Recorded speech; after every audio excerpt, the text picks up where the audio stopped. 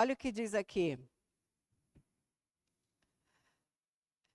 É melhor pensar no esvaziamento de Cristo de si mesmo como um abandono dos privilégios que eram seus no céu. Em vez de permanecer no seu trono, Jesus se fez nada. E vamos ver na Bíblia um kenosis. Vamos ler João capítulo 18. Vamos entender melhor um pouquinho de kenosis na vida de Jesus, desse esvaziamento. Quando Jesus está diante de Pilatos, que os sacerdotes, fariseus, saduceus levaram Jesus, na presença de Pilatos, diz assim, João 18, 33, e eu vou lendo aqui e vou mostrar o kenosis. Tornou Pilatos a entrar no pretório, chamou Jesus e perguntou-lhe: És tu o rei dos judeus? Respondeu-lhe Jesus: Vem de ti mesmo esta pergunta, ou tu disseram outros a meu respeito? Replicou-lhes Pilato: Porventura sou judeu? A tua própria gente e os principais sacerdotes é que te entregaram a mim. Que fizeste? Respondeu Jesus: O meu reino não é deste mundo. Se o meu reino fosse deste mundo, os meus ministros se empenhariam por mim. Que Jesus disse: eu pediria uma milícia de anjos para me livrar das tuas mãos. É kenosis. É o esvaziamento.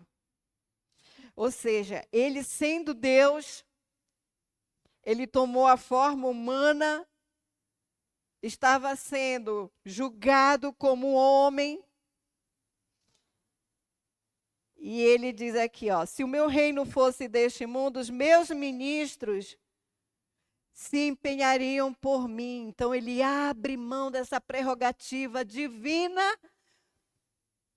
porque ele tomou a forma humana para pagar o preço do nosso pecado. Ele tinha um propósito a ser cumprido. E por causa deste propósito, ele não disse: anjos, venham me proteger. Kenosis, esvaziamento de si. Kenosis, Q-E-N-O, e é o acento no O, S-I-S. Tá? Depois vocês podem tirar uma foto, tá? Eu vou mandar lá no grupo também. E depois eu vou mandar os 2 slides, que eu esqueci o outro, tá? Vou mandar o outro e esse. Olha só, tá? Por mim, para que não fosse eu entregue aos judeus, que era tudo que Satanás queria, que Jesus desistisse do propósito, que Jesus desistisse da cruz. Mas agora, o meu reino não é daqui. Então lhe disse Pilatos: logo tu és rei. Respondeu Jesus: tu dizes que eu sou rei. Eu para isso nasci. E para isso vim ao mundo, a fim de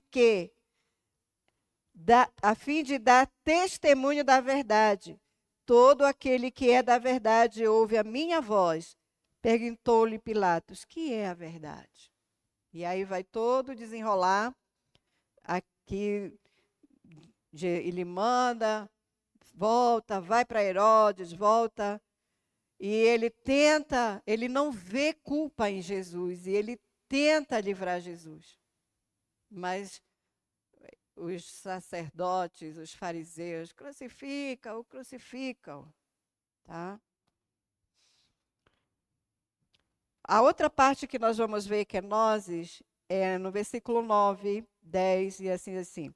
E tornando a entrar no pretório, perguntou a Jesus, isso Pilatos: de onde tu és? Mas Jesus não lhe deu resposta. Então Pilatos o advertiu: Não me respondes? Não sabes que tenho autoridade para te soltar e autoridade para te crucificar? Respondeu-lhe Jesus: Nenhuma autoridade terias sobre mim se de cima não te fosse dada. Jesus estava dizendo para ele: Deus está no controle de tudo. O plano de Deus está no controle. O plano da salvação está em evidência. Se de cima não, e por isso, quem me entregou a ti, maior pecado tem. Entende? E que é nós. Esvaziamento. É aquilo que fala em Filipenses. Assim mesmo se humilhou, se esvaziou. E a Bíblia diz aqui, né? Tomando a forma humana. E o que é a forma humana? É uma natureza decaída. Só que Jesus não tinha natureza decaída. Por quê? Quando nós lemos em Lucas capítulo 1, o que diz? Que o anjo apareceu a Maria, disse para ela: bem-aventurada és tu e o fruto do teu ventre. E lá nós vamos encontrar que Jesus foi gerado de forma sobrenatural no ventre de Maria. Ou seja, ele não tem a natureza caída que nós temos.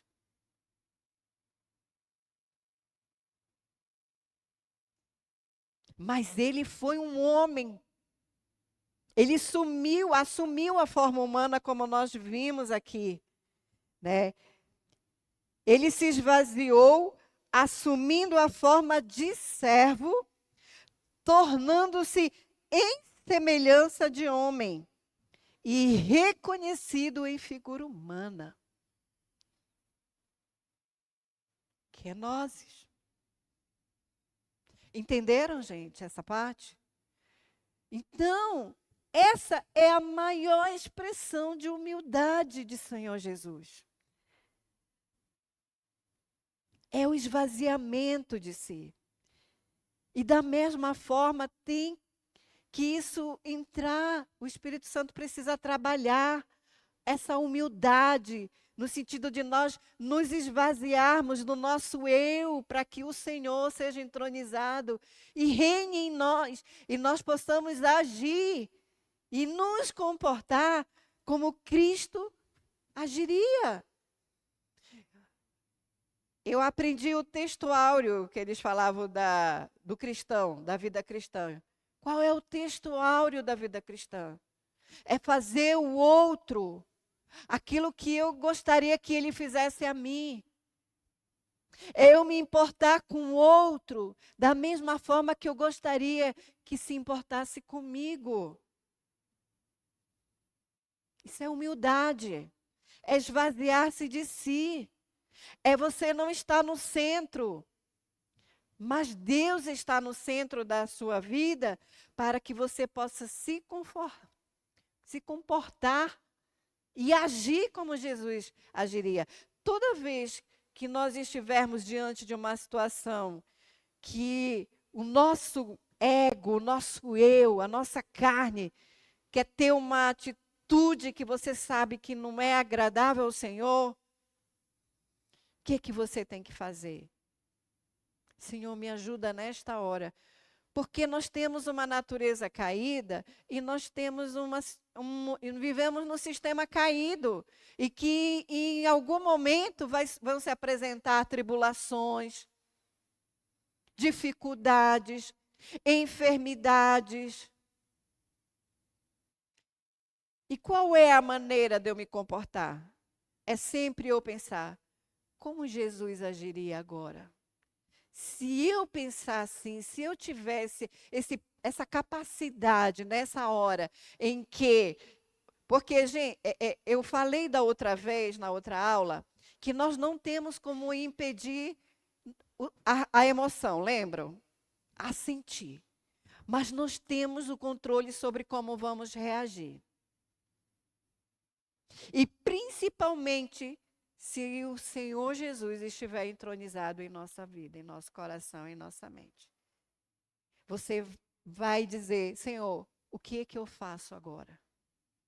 A minha vontade é ir lá e dar um tapa na cara daquele irmão. Mas a minha consciência cristã me diz que eu não devo fazer isso. Então, Pai, me ajude. Porque eu estou numa guerra dentro de mim, entre o que eu quero fazer e o que eu devo fazer. Se eu desenvolver, se eu deixar o Espírito Santo trabalhar, transformar a minha mente, a ponto de eu fazer como o apóstolo Paulo, não vivo mais eu, ou seja, eu estou totalmente impregnado, tomado por esse Jesus. É esse Jesus que coordena todos os meus pensamentos, as minhas reações, as minhas ações.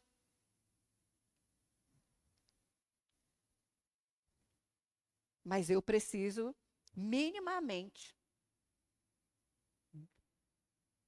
destronar o meu eu, para que a presença do Senhor esteja entronizada em mim. A palavra do Senhor esteja aqui gravada na minha mente. E nessa hora que eu quero fazer uma coisa que eu sei que não é para eu fazer, eu lembrar da palavra do Senhor. Lembra que eu falei no começo? Que precisamos estudar e buscar, orar, jejuar. A palavra, ela vem, o Espírito Santo transforma aquele pensamento errado e molda o nosso pensamento para ser como o comportamento que Jesus quer que nós tenhamos. E nós vamos decidir, Senhor ou nós. Enquanto nós estamos agindo, não é o Senhor. Enquanto é o meu eu, é o que eu quero, é porque eu faço, é porque eu. Toda pessoa que vive, é porque eu. Deus não está entronizado na mente nem no coração dessa pessoa.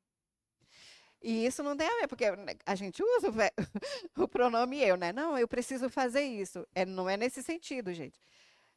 É no sentido arrogante de dizer, eu que faço, eu que sou, eu sou o tal, sem mim aqui nada funciona.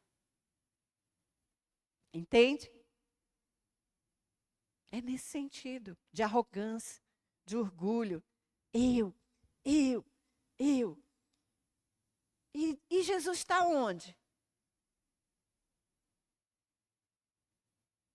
Se eu estou entronizado, Jesus está onde na nossa vida? É o crente que, né,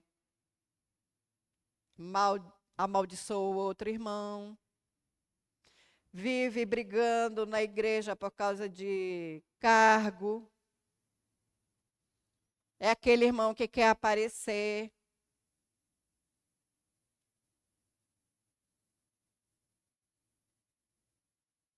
E que tudo funciona, ele é o centro das atenções. Não somos nós que temos que ser centro de atenção. É Jesus. Nós estamos aqui por causa dele. Não é? Nós estamos aqui por causa dele, porque nós queremos aprender dele. Para quê? Para que a imagem dele, a imagem de Deus seja restaurada em nós. Para que nós tenhamos o mínimo possível de condição de fazer boas obras.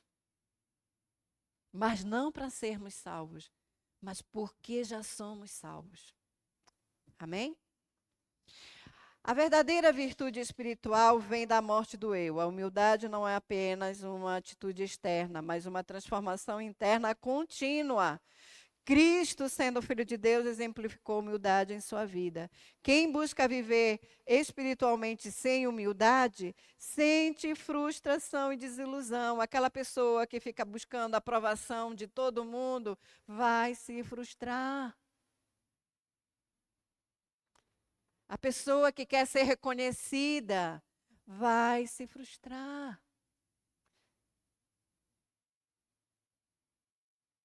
Reconhecimento é a alma. E quando a gente deixa a nossa alma comandar, nós vamos cair. Não foi o que aconteceu com a Eva? Foi a alma. Os sentidos da Eva todos foram acionados na queda. Ela começou porque começou a ouvir a serpente. Os órgãos dos sentidos acionam a nossa alma, as nossas emoções. É aquilo que eu ouço, aquilo que eu vejo, aquilo que eu cheiro, olfato, paladar, aquilo que eu como. Você vai ver lá que todos os sentidos foram acionados. Então, quando a gente se deixa conduzir pela alma, nós vamos cair. Mas se nós nos deixarmos conduzir pelo Espírito de Deus, o Espírito de Deus vai nos erguer. Quem busca viver espiritualmente sem humildade, sente frustração. A humildade é uma virtude que se enraiza gradualmente na vida cristã, alinhando-nos com o exemplo de Cristo. Tiago 4,10, a gente já leu. Já leu? 4,10, Tiago 4,10. Quem é rapidinho aí? Tiago 4,10. Tiago 4,10. Quem achou? Tiago 4,10. Deixa eu ver se eu acho aqui. Já? Achou? Tiago 4,10. O que diz lá? Humilhai-vos perante o Senhor, e ele vos exaltará. Tá? Então, a nossa humilhação tem que ser diante do Senhor. 1 Pedro também, capítulo 5, fala: humilhai-vos debaixo da potente mão de Deus, para que no devido tempo ele vos exalte. Então, se alguém te humilhar, fica quieto. Não faz nada. Não vai brigar com aquela pessoa. Porque o Senhor vai agir. E Ele vai te exaltar no momento certo. Continue fazendo o que é certo. Continue fazendo a vontade de Deus. Humilhe-se diante do Senhor. Dobre seus joelhos. Não consegue falar, só chora. Porque o Espírito Santo, a Bíblia diz que ele geme com gemidos inexprimíveis.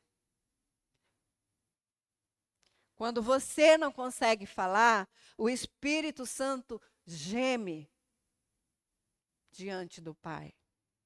Então você não precisa, se tá alguém te humilhar, continue buscando o Senhor. Se a pessoa te tratou de uma maneira que você não merecia, continue fazendo o que é certo. Não deixe, na medida do possível, a mágoa entrar. Porque se você deixa a mágoa entrar, ela vai se tornando os afetos dentro de nós, eles vão se modificando. Às vezes, o que é só um sentimento ali, né, de injustiça, muitas vezes vai se transformando numa revolta. E a Bíblia diz, né, que esses sentimentos eles vão mudando até chegar numa raiz de amargura. Isso nós temos que cuidar.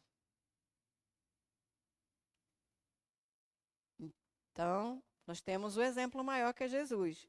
Jesus, ali, a Bíblia diz que bateram nele, cuspiram na cara dele, cuspiram na cara dele. E ele ficou quieto. Ele não fez nada.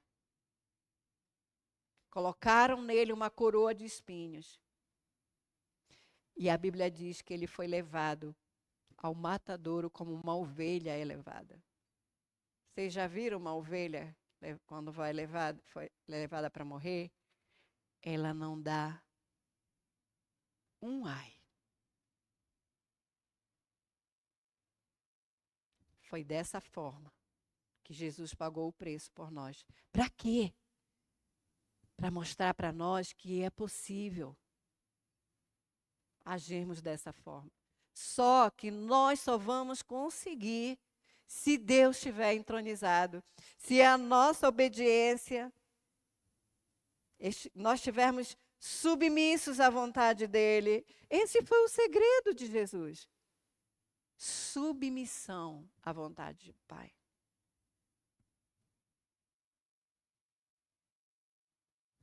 Dependência radical de Deus. A humildade começa ao entender que sem Deus nós não podemos fazer nada. A verdadeira humildade é reconhecer que tudo vem de Deus e não de nossos próprios méritos. Nós não merecemos nada, gente. Nós não merecemos nada. Mas o Senhor Jesus nos amou e entregou a sua vida por nós. E antes dele morrer, ele disse aos discípulos em João 15:5: sem mim, nada podeis fazer. A humildade verdadeira envolve confiar em Deus e em seu favor, reconhecendo que nossa própria força é insuficiente. A fé cristã deve estar centrada em Deus, não em nossas virtudes. Não é o que nós fazemos que faz a diferença. É quem Deus é em nós. John MacArthur, em Colunas do Caráter Cristão, ensina que a verdadeira espiritualidade se manifesta pela obediência a Deus e pela humildade, que é um reflexo da transformação interna. Nós vamos sendo transformados aqui dentro. E essa transformação, ela vai refletindo, ela vai saindo e vai afetando todas as nossas relações. Ela não é uma mudança de fora para dentro. Eu vou mudar primeiro as minhas... Não, é Deus nos transformando, nos transformando aqui dentro, na nossa vida interior. Ele destaca que, ao contrário da espiritualidade moderna, que valoriza o orgulho, quem é mais fluente, quem prega melhor, quem canta melhor, a autoestima mais elevada, que não é que seja ruim, é bom ter autoestima, mas não ao ponto de oprimir as outras pessoas, de se achar melhor que todo mundo. Jesus condena essa atitude como ilustrado em Mateus 23, 5-12. Vamos lá, e essa parte eu quero ler com vocês. Mateus 25. Porque nessa parte aqui de Mateus 25... Não, é 23, gente, desculpa. 23, tá? Olha o que Jesus fala. Tá?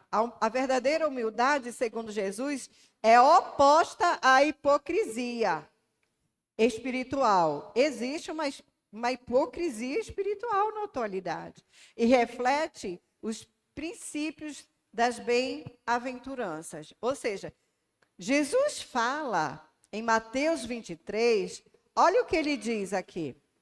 Eu vou começar do primeiro versículo, que eu acho bem interessante.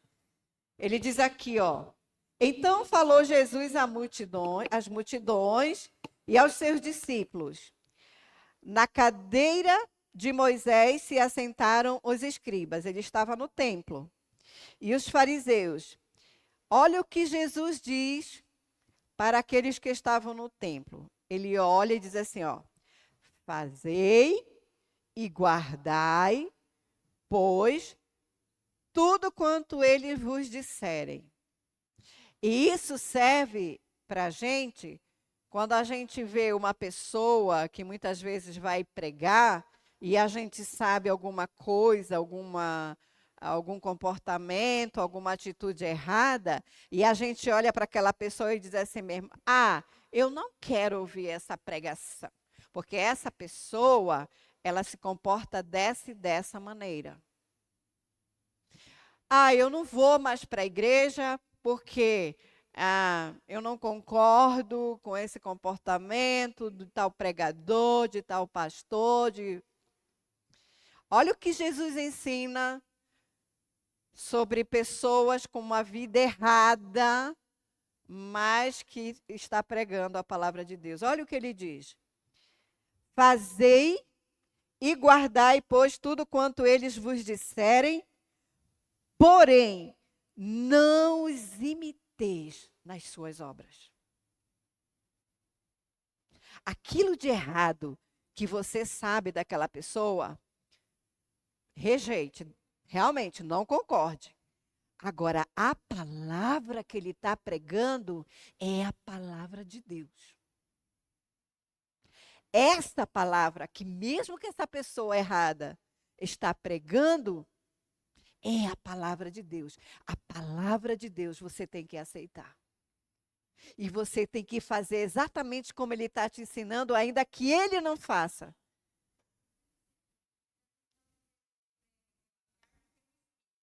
Peraí. Peraí. Deixa, porque é importante sair a pergunta, tá? Vamos lá. Sim. Você falou sobre, às vezes a gente sabe de determinada coisa de uma pessoa e que ela está ali pregando, e então a gente não tem que olhar, vamos supor, os defeitos dela, tá? Mas a gente sabe que muitas vezes alguns pregadores pregam pela carne e outros pregam pelo espírito. E como que eu vou saber isso? E aí? Porque fala assim que quando a pessoa está pregando pela carne... O que é que você considera pregar pela carne? Ela não está pregando, vamos supor, às vezes ela pode até estar falando a palavra ali de Deus, né? Mas aquilo que ela está Mas é pregando, isso que ele está falando. É isso daí. Por exemplo, a vida dela não condiz com o que ela está falando, não é isso? Sim. Não condiz. O próprio Jesus está dizendo, não é outra pessoa. O próprio Jesus está dizendo assim, ó. Cadê a palavra? Fazei. E ele estava falando de quem? Dos escribas, dos fariseus. E vamos ver, olha só, vamos ver o comportamento desses homens. Calma aí que vou já te responder. Você já vai saber. Olha aí que ele diz, fazei. Jesus, hein? É Jesus ensinando no templo. Fazei e guardai, pois tudo quanto eles vos disserem. Porém, não os imiteis em suas obras. Esse comportamento errado deles, não imitem. Não façam igual eles. Mas a palavra que eles estão pregando, a palavra não é deles. A palavra é de Deus. Olha o que Jesus continua dizendo. Porque dizem e não fazem. Olha mais. Atam fardos pesados e difíceis de carregar e os põem sobre os ombros dos homens. Entretanto, eles mesmos nem com o dedo querem movê-lo. Jesus está dizendo, eles estão falando e não fazem o que eles estão pregando. Mas o que eles estão pregando é a palavra. A palavra vocês têm que receber. E o que ele está fazendo de errado, ele vai prestar conta com Deus. Entendem? Continuando. Praticam, porém, todas as suas obras com o fim de serem vistos dos homens, pois alargam os seus filactérios e alongam as suas franjas. Filactérios eram os mandamentos que eles colocavam aqui para dizer, eles andavam, para dizer que eles eram homens que obedeciam os mandamentos. para que os homens vissem. As franjas, era onde a mulher do fluxo de sangue tocou na orla de Jesus, a orla era as franjas, que era aquele, tipo como é que a gente fala? Né? É um casco, tipo, né? Tá? Então, era curto quando Deus deu a ordem lá em Números. Só que quando Jesus nasce, já era lá no pé para todo mundo. Olha! Entende? Como ele é santo. Olha! Entende? Olha o que acontece aqui, ele diz assim, tá? Ele fala aqui. Amam o primeiro lugar nos banquetes e as primeiras cadeiras nas sinagogas, as saudações nas praças e ao serem chamados mestres dos homens. Vós, porém, não sereis chamados mestres, porque só um é o vosso mestre e vós todos sois irmãos. E Jesus vai falando aqui. E aí, quando chega no versículo 13, olha que Jesus olha para eles, para aqueles homens lá, que pregavam a palavra, mas não andavam de acordo com a palavra, e diz assim: ai de vós, escribas e fariseus hipócritas, porque fechais o reino dos céus diante dos homens. Porque quando uma pessoa que vai pregar e a vida dela não condiz com a pregação, ela está sendo um impedimento para que as pessoas creiam. A palavra é semente. É semente. Vocês querem que eu dê um exemplo? Eli. A história de Ana. Eli estava todo errado. Estava ou não estava? Ana foi no templo, estava orando. A Bíblia diz que nem saíam palavras da boca dela e ele olhou e disse: essa mulher está embriagada. Mulher, como é que tu vem embriagada? E os filhos de Eli faziam o quê? Se prostituíam, pegavam a oferta do Senhor, estavam com a vida toda errada. Mas quando ele conversa com a Ana, o que é que ele diz para Ana? Vai, mulher, e que Deus te abençoe e que tu receba a bênção que tu veio buscar. E a Bíblia diz que quando a Ana voltou, ela engravidou. Olha uma pessoa ímpia. Por quê? Quando mesmo essa pessoa errada, ela fala, a palavra é a palavra que abençoa, mesmo que a vida dela esteja errada. Só que é difícil quando a gente conhece uma pessoa errada, pregando uma coisa que ela não vive, não é difícil? É. Mas você vai olhar para a pessoa ou para a palavra? Respondi essa pergunta?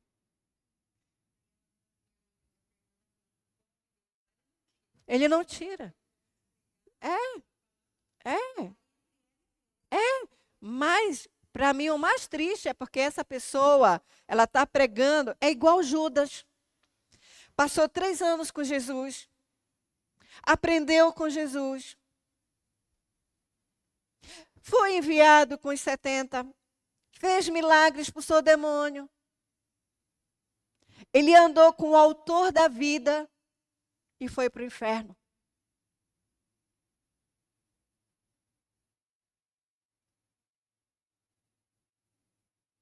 Essas pessoas que a vida dela não condiz com a palavra, elas estão se enganando. Porque elas não vão para o céu. Porque elas estão sendo motivo de escândalo e de impedimento para quem é uma pessoa mais fraca na fé, dela prosseguir na fé dela. Porque a gente olha assim para as atitudes das pessoas. É óbvio, nós somos humanos.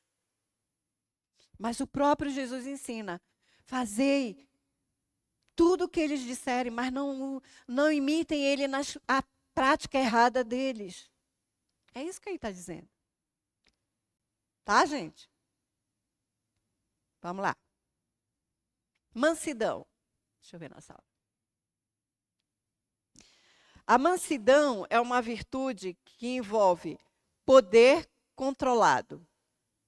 Jesus ensinou que os mansos herdarão a terra, mostrando que a mansidão não é fraqueza, mas força interior. Às vezes a gente vê uma pessoa mansa, fulano. O manso é aquela pessoa que consegue controlar as suas reações. Eu trouxe uma pesquisa também aqui, ó. No Antigo Testamento, a palavra mansidão traduz o hebraico anauá. Esse termo vem da raiz que significa inclinar, estar curvado, condescender, no sentido de submissão. A pessoa mansa, ela é também uma pessoa submissa. No Novo Testamento, a palavra Moisés, tá? No Antigo Testamento, Moisés é o maior exemplo de mansidão. Suportou o ataque pessoal, sem recriminação e sem demonstrar ressentimento. Isto está lá em Números capítulo 12, de 1 a 3, que vocês podem ler em casa. No Novo Testamento, a palavra mansidão traduz alguns termos gregos, praotes e o adjetivo praos. O significado básico é o de ser suave, ser meigo e ser paciente. Porém, a pessoa mansa sabe reagir de maneira correta em cada situação, controlando suas emoções e agindo com amor. É a qualidade de quem escolhe fazer a vontade de Deus acima da sua própria vontade. Jesus era manso. Isso a gente lê lá em 1 Pedro 2, 23. Mansidão não é fraqueza, gente. Eu não vou ser manso porque eu não quero que ninguém pense que eu sou uma pessoa fraca, sem atitude. Não é isso. A pessoa pacífica, mas não passiva. Na verdade, ele fala aqui, ó, mansidão é controlar sua força e usá-la de maneira correta.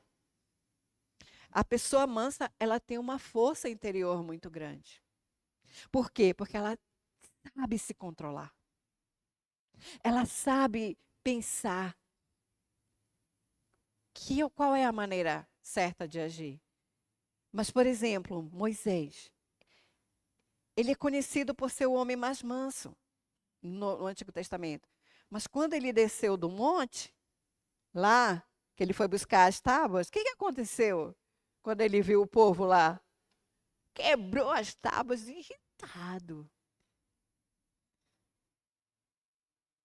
Quebrou as tábuas da lei. Né? Não deixou de ser manso, né? Ele foi ali, né? Aí a gente ia olhar assim, não, mas ele não é manso. Não significa que a pessoa não é ativa na hora de ver uma coisa errada. E sim posicionar no sentido de assim, não, está errado. O que Jesus fez no templo?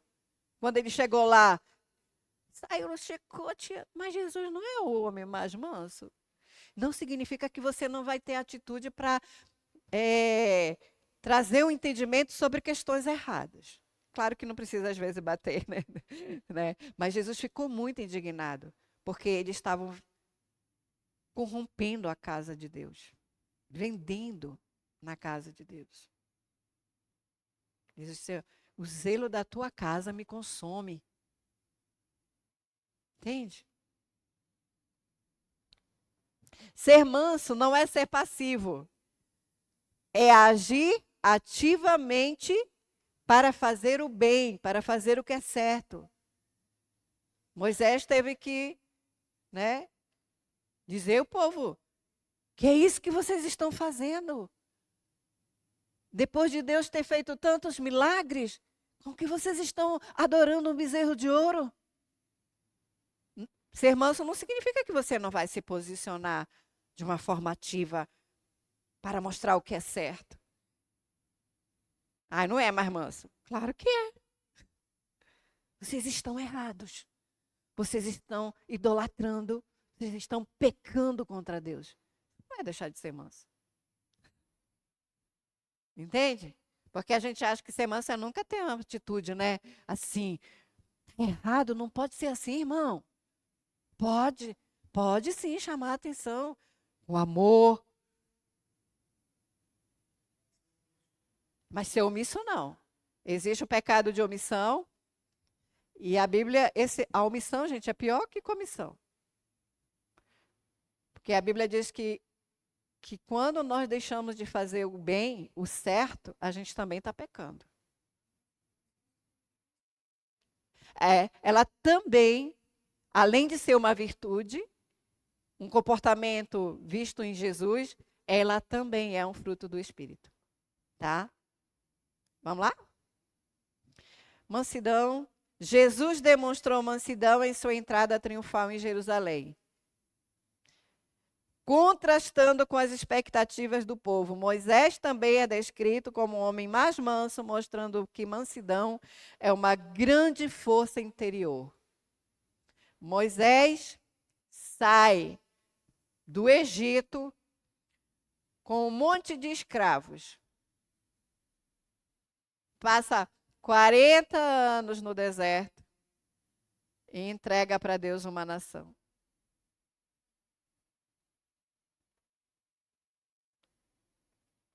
Que líder foi Moisés. Não foi escolhido, né? Ele foi escolhido porque ele tinha competência, né, também. Foi criado em todas as ciências do Egito, todos os conhecimentos. Era uma pessoa que Deus podia usar a capacidade dele, as habilidades dele para tirar o povo de Israel do Egito e conduzir no deserto. Claro que não era para o povo de Israel passar 40 anos. Passou 40 anos por causa da murmuração. Povo difícil, o povo de Israel. Paulo exorta os cristãos a viverem com humildade e mansidão, destacando, melhor dizendo, a importância dessa virtude para o cristão. Mansidão é o domínio do próprio espírito. É ter domínio próprio. Efésios 4:1-2, Colossenses 3:12. Alguém pode ler? Tem que ser rápido, que nós já estamos indo para o final da nossa aula. Alguém achou? Efésios 4. Deixa eu ver se eu acho aqui. Efésios 4. Deixa eu ver aqui. Dou-lhe uma. Dou-lhe uma, dou-lhe duas. 4. 1 e 2. Versículos 1 e 2. Efésios 4, 1 e 2. O que é que diz? Como prisioneiros no Senhor, rogo-lhes que vivam de maneira digna da vocação que receberam. Sejam completamente humildes e dóceis, e sejam pacientes, suportando uns aos outros com amor. Ao 3, né? Façam todo o esforço para conservar a unidade do Espírito pelo vínculo da paz.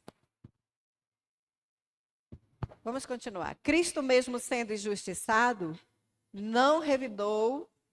Quer ler o outro? Pode ler. A outra, Colossenses 3:12. Colossenses 3:12. Espera aí. 3:12. Se alguém constrói sobre esse alicerce usando ouro, prata, pedras preciosas, madeira, feno ou palha, sua obra será mostrada, porque o dia a trará à luz, pois será revelada pelo fogo que provará a qualidade da obra de cada um. Cristo, mesmo sendo injustiçado, não revidou. Sua mansidão era expressão de confiança em Deus e na missão que ele cumpria, ensinando-nos a agir com a mesma confiança. 1 Pedro 2, 1 Pedro, capítulo 12, versículos 21 a 24. Nós vamos correr um pouquinho por causa da hora, tá? Vamos lá. Fome e sede espiritual. A fome e sede espirituais representam um desejo contínuo e insaciável por justiça e santidade. Esse desejo nunca cessa, pois a santificação é um processo contínuo. Mateus capítulo 5, versículo 6, Filipenses 3, 12 a 14. Deixa eu ler aqui, abrir. Alguém abre Mateus 5, 6? Eu vou ler aqui Filipenses 3. Filipenses 3. Rapidinho. Mateus 5, 6. Bem-aventurados os que têm fome e sede de justiça, pois serão satisfeitos. O outro versículo é Filipenses 3, 12 a 14. Diz assim: não que eu o tenha já recebido ou tenha já obtido a perfeição, mas prossigo para conquistar aquilo para o que também fui conquistado por Cristo Jesus.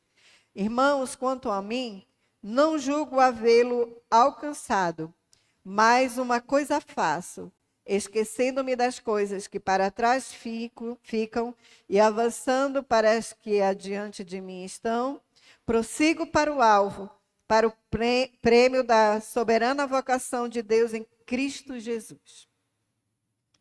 Amém? A verdadeira fome espiritual, ela é incondicional, aceitando a justiça de Deus em qualquer forma que ela decida oferecê-la. O cristão genuíno vive em busca constante de mais de Deus. Vou passar. As marcas da pessoa humilde, porque nosso horário já está bem avançado. Então, Paulo, em Filipenses 2, 3 e 4, ensina que a humildade verdadeira envolve reconhecer primeiro. Vamos lá? É Filipenses 2, versículos 3 e 4. Olha o que diz. Diz assim, Filipenses capítulo 2, versículos 3 e 4. Olha o que o Paulo fala. Nada façais por partidarismo ou vanglória, mas por humildade, considerando cada um os outros superiores a si mesmo. Não tenha cada um em vista o que é propriamente seu, senão também cada qual o que é dos outros. Então, nesses versículos, Paulo ensina que a humildade verdadeira envolve reconhecer o próprio pecado como mais grave do que o pecado dos outros. É nós olharmos para nós. Muitas vezes a gente perde muito tempo com o pecado dos outros, com o comportamento do irmão, e esquece de olhar para nós mesmos, esquecemos de olhar no que nós precisamos mudar, no que nós precisamos melhorar.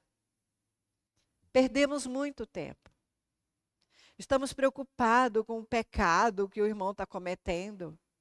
Se for para ajudar, se você estiver preocupado porque você não quer aquele irmão caindo, essa preocupação ela é válida. Mas se for uma preocupação só no sentido de julgar e se achar melhor porque ele está fazendo algo que você não faz, e aí a gente vai de novo para o orgulho. O orgulho espiritual. Achar que eu sou melhor que o irmão, porque eu não peco o pecado que ele peca, mas ele não tem ideia também dos pecados que eu cometo. Porque o meu pecado eu escondo. Eu procuro esconder. Ele se descreve como o principal dos pecadores, Paulo. 1 Timóteo 1,15. Quem pode ler? 1 Timóteo 1,15. Esta afirmação é fiel e digna de toda aceitação. Cristo Jesus veio ao mundo para salvar os pecadores, dos quais eu sou o pior. O apóstolo Paulo falando.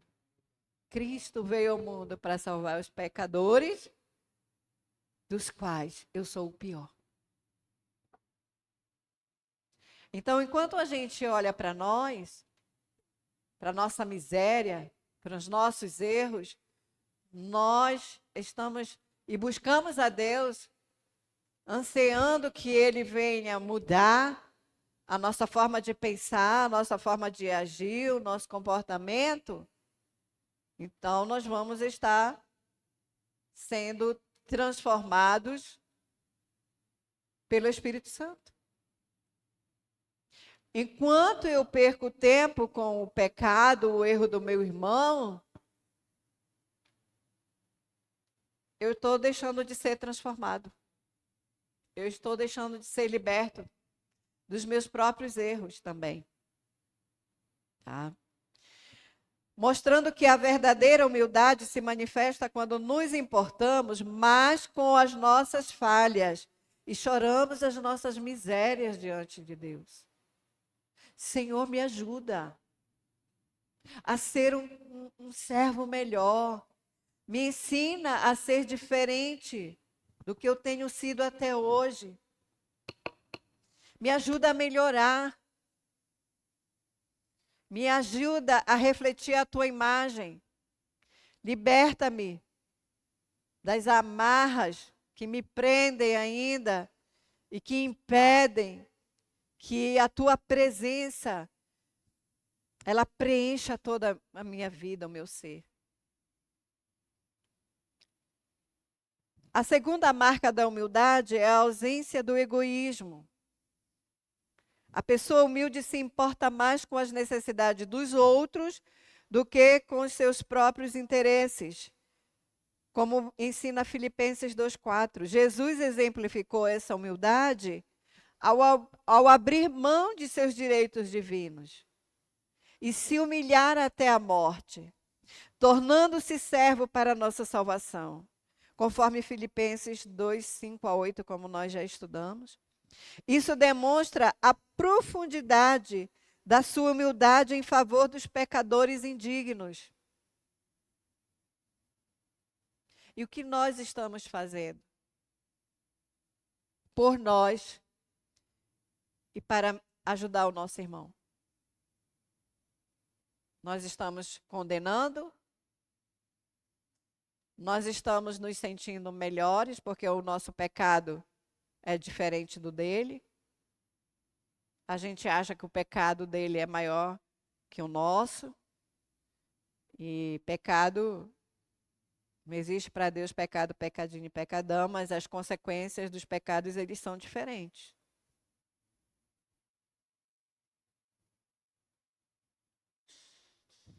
Quando os discípulos discutiam sobre quem seria o maior no reino de Deus, Jesus os corrigiu, ensinando que é preciso ter a humildade de uma criança para entrar no reino dos céus. Mateus 18, de 1-4. Quem pode ler? Só para a gente encerrar. A gente já vai encerrar. Mateus 18, de 1-4. Naquele momento, os discípulos chegaram a Jesus e perguntaram: quem é o maior no reino dos céus? Chamando uma criança, colocou-a no meio deles e disse: eu lhes asseguro que, a não ser que vocês se convertam e se tornem como crianças, jamais entrarão no reino dos céus. Portanto, quem se faz humilde como esta criança, este é o maior no reino dos céus. Quem recebe uma dessas crianças em meu nome está me recebendo. Mas se alguém fizer cair no pecado um desses pequeninos que creem em mim, melhor lhe seria amarrar uma pedra de moinho no pescoço e se afogar nas profundezas do mar. O que é que Jesus ensina? A humildade de uma criança é a total dependência de Deus. Uma criança, ela é totalmente dependente do adulto para ensinar o caminho que ela deve andar. Ela é totalmente dependente. Toda criança, ela é totalmente dependente do adulto, como nós devemos ser totalmente dependentes de Deus, submissos a Deus. É isso que Jesus está ensinando. Quem não se tornar como uma criança, obediente, dependente de Deus, não pode ver o reino dos céus. Uma criança, ela não confia em si mesma. Ela depende do adulto. Quando é bebezinho, 100% da mãe. A mãe é fonte de alimento, de vida, de cuidado. Quando vai crescendo, a criança depende. Por isso que lá em Deuteronômio diz, ensina a criança o caminho que ela deve andar. Porque uma criança que não tem instrução, ela se torna uma aberração na sociedade.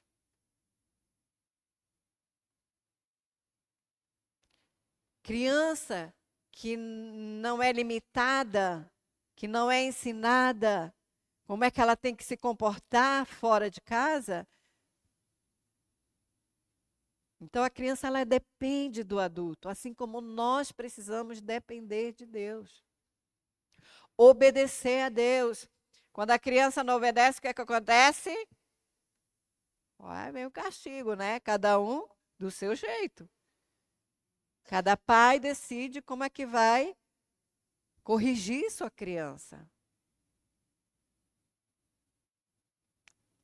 Então ele diz assim, dependência de Deus sem confiar em nossos próprios méritos. Nós não temos méritos de nada, gente.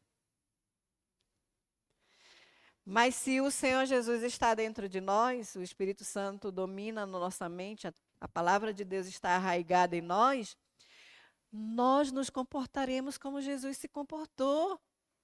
Nós vamos fazer diferença. As nossas atitudes vão ser vistas, não porque nós queremos ser vistos, mas porque a presença de Jesus é tão real em nós, que não tem como esconder. Não há como esconder uma cidade sobre um monte.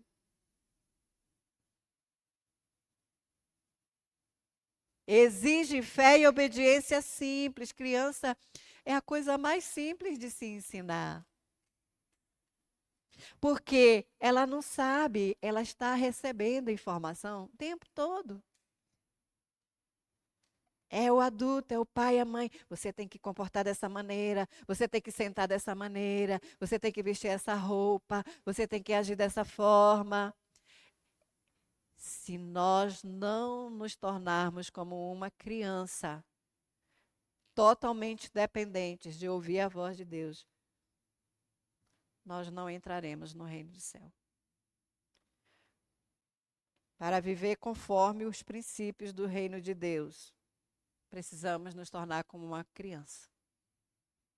Sermos totalmente dependentes de Deus. Amém? Então, aqui, alguém tem alguma pergunta? Ou ficou bem claro? Alguém tem uma pergunta? Ficou claro? Então, estamos num caminho, ainda temos mais virtudes para estudar.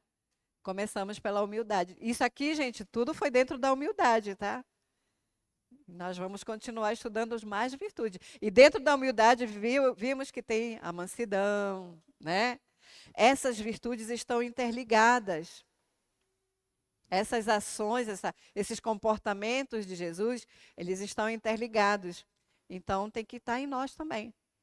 Eu não posso ser só manso, eu não posso ser só humilde, não, né? Na medida que eu vou me deixando moldar pelo Espírito Santo, essas virtudes vão fazendo parte de uma forma muito natural da minha vida, sem eu precisar fazer, eu sou mansa, eu sou humilde. As pessoas vão perceber que você é, sem você precisar falar.